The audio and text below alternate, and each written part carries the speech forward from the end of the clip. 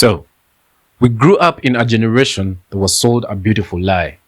We were kids who had, you can be anything. And somehow that translated into you can succeed at everything. We were told that passion was the answer, the magical solution to a joyous life and being successful and living happily. And we bought into it, hook, line, and sinker. We watched movies where the protagonist quits their boring job, follows their dream, and everything works out perfectly. We read articles about people who turned their hobbies into six-figure careers. We scrolled through social media and our Instagram feeds, and they were filled with people who seemed to have found their calling. And they were living their best lives. But, passion might actually be keeping us stuck. What do I mean by that? Think about how many times you found yourself paralyzed by indecision. And all because you weren't sure what you were passionate about. How many relationships have you questioned because the initial spark faded? How many careers or directions have you abandoned because the work stopped feeling like a calling? If you're anything like me, you've struggled with all this. And today, I'm going to break down all of this for you so that you can be able to redirect your life. Now, let's get into it. I've been there and I've had moments where I look at my life and think, wait, is this what I'm really supposed to be doing? Is this really what I want? Shouldn't I be more passionate about my life? The problem isn't that we lack passion, really. The problem is that we've been using passion all wrong. We've been treating passion like a compass, something that points us in the right direction. But the truth is that, and this took me long to realize, by the way, passion isn't a destination. It's not even a map. It's just the fuel for the journey. Think about it in this way. Passion is like the spark, right? It's a spark that lights the fire. But what happens when you just have a spark? It flares up, it burns bright for a moment, and then it dies out. It's spectacular while it lasts, but it's fleeting. Purpose, on the other hand, is the kindling that keeps fire burning. It keeps the fire burning all night long. This isn't just about settling for a lukewarm life. That's not what this video is about. This is about marrying your passion to something that will actually get us to where we want to go. It's about understanding that our emotions and our logic need to work together, not against each other. The ability to look at our lives objectively, to interpret our emotions and our decisions with a grounded frame of mind, that's not just positive. It's essential for our functioning.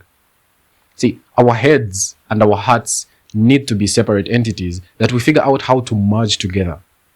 And right now, most of us are letting our hearts do all the driving while our heads are just along for the ride. Actually, we're letting our emotions do the riding. Passion tells us that we should go after what we want. But it's not really about what we want, but what we want most. And most of us have conflicting desires. We want to be successful, but also we want to be comfortable. We want a loving relationship, but also, we like our freedom. We want to make money, but also we want to do meaningful work. We want to be healthy, but also we want to enjoy pizza at 11 p.m. The only reason we don't do what we claim we want most is because there is something else that we want a little bit more.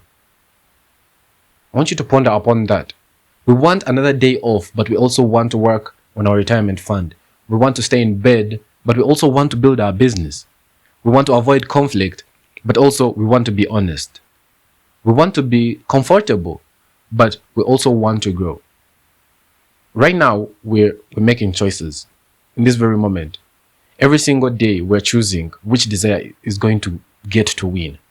The problem is when we try to build our lives solely on emotions, we become incapable of choosing which desire to follow. Because there's lots of them, right?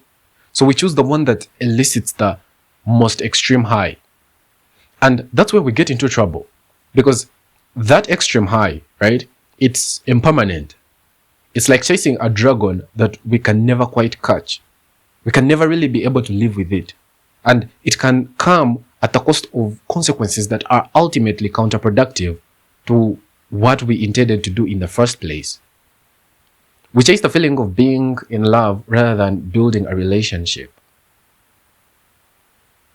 We chase the excitement of a new project rather than following through on the one that we already started. We chase the rush of validation rather than doing the slow and unglamorous work of actually becoming who we want to be. Self-actualizing, And passion tells us to go with our gut, but logic asks us to think where we actually want to end up.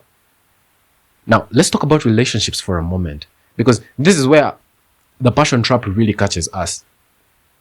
We've been told that love is a feeling, that if you're really in love, you will just know. That relationships should be easy and passionate and exciting all of the time. But what really happens when we believe that is that we base our relationships on the high. And when that high inevitably fades, because it always does, we panic. We start to question everything. Do I still love them? Is this the right person for me? Should I let go or should I try harder? Is this what love is supposed to feel like? And I've been there. I've spent years trying to figure out whether or not I really loved different people. Or I've tried to figure out and flip-flopped in and out of relationships. I've broken up and gotten back together. I've convinced myself that the person I was fighting with was my soulmate. And the person who made me feel peaceful wasn't exciting enough. And the whole time, I was confusing passion for love. This happens to a lot of us. The two are not the same. Love isn't just a good feeling. Love is a commitment to actually ground our relationship in something more than just a transitory emotion. It's choosing to show up even when we don't feel like it. It's choosing to work through the hard stuff, even when it's easier to maybe walk away. It's choosing to build something real, even when the fantasy feels more exciting, when the next thing looks more exciting. When we believe that passion is love, no more, no less, we'll want to end up in a relationship as soon as we're not getting that hormonal high from our partner. Or even worse, we blame them for lacking that hormonal high. And we'll look for what we're lacking. We'll wonder why they can't make us feel the way they used to make us feel. But that high was never meant to last. It was just the spark.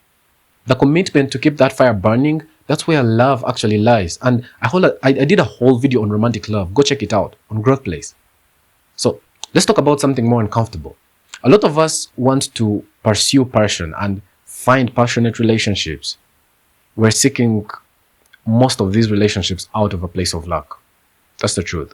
We're trying to fill a hole. We're trying to run away from a problem. We're trying to avoid a truth. The obsessive desire for a passionate relationship is often a reflection of a lack of love for ourselves. The manic need to pursue a passionate career is mostly rooted in an intense unhappiness with our present reality. These things they produce soothing thoughts, right? They produce deflection. And we have all these escape methods and escape routes. But the monster that we're really running from is actually ourselves. When we're constantly seeking that next high, that next exciting thing, that next person who will make us feel alive, we're not really building anything. We're just running. And nobody ever got anything from wanting it badly enough. I really don't care how passionate someone claims to be about something. It doesn't mean, they are right for the job or for the relationship or the promotion. Whatever case it may be, I want you to realize that people tend to claim being passionate as a qualifying factor. And at the end of the day, the person who gets the job is actually the one who's most technically suitable and most technically capable. They are the ones who can even maintain that job anyway. Both parties need to be convinced that the relationship is right for it to ever work. The promotion will go to the person who has worked the hardest. And the apartment will also go to the person who has the best credit score. It is what it is.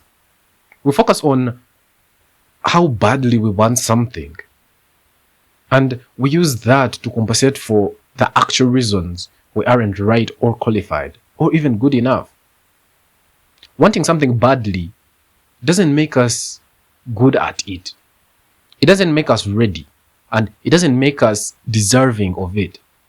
So what is the alternative? Because I'm not just here to rant. I want to give you solutions as well. And the solution is doing. Not thinking about doing, not dreaming about doing, not wishing we were doing. If we want our lives to be different, we need to do differently. We need to stop faking it and start actually doing the work. The nitty-gritty, the ass on the ground, the nose to the grindstone hard work, that we avoid because we don't want to be responsible for our own failures. Confidence is built from what we do. A positive mindset is rooted in what we do. Loving relationships are sustained from what we do. Purposeful work is cultivated by doing it, not by thinking about why we should and believing that those two are the same thing. And what you need to realize is also that passion is the easy way out. It's the cut corner, the half-assed route to live the life that we want to live. It can sustain the idea, but it cannot sustain the reality. The real question that we need to ask ourselves is not what am I passionate about? It's actually, what am I willing to work hard for, even when it gets difficult? What am I willing to commit to, even when the spark fades? What am I willing to build, even when nobody is watching at the moment? Purpose isn't something we find. It's something that we create through consistent action. It's something that we build through commitment. It's something that we cultivate through doing the work. Day after day, even when we don't feel like it. Stop chasing, the spark. Start building the fire. Look at your life today, not the life that you dream about.